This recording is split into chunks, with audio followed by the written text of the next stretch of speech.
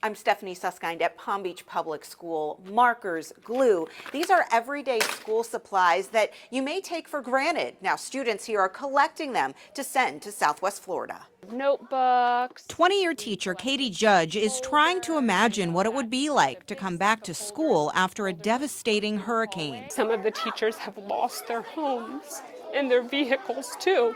So that adds a whole nother layer of worry for them.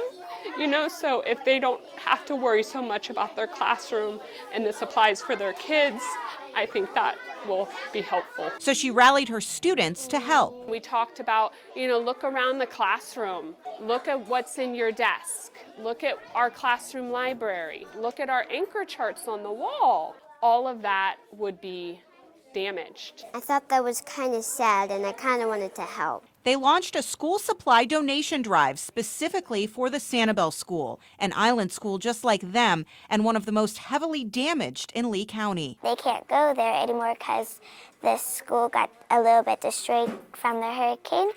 And now when they come back, they'll have some supplies for them. I could not keep up with how can I help?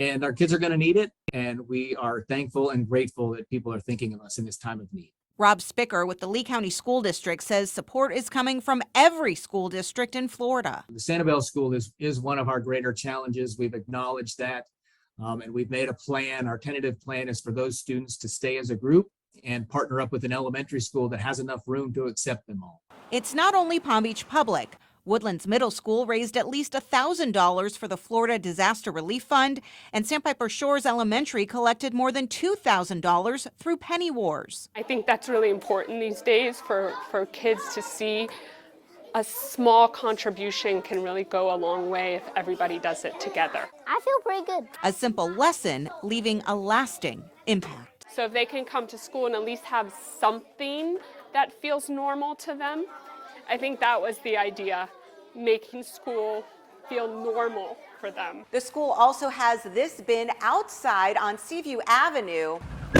for any community members who want to donate. The drive goes through the end of October. Stephanie Susskind, WPTV News Channel 5.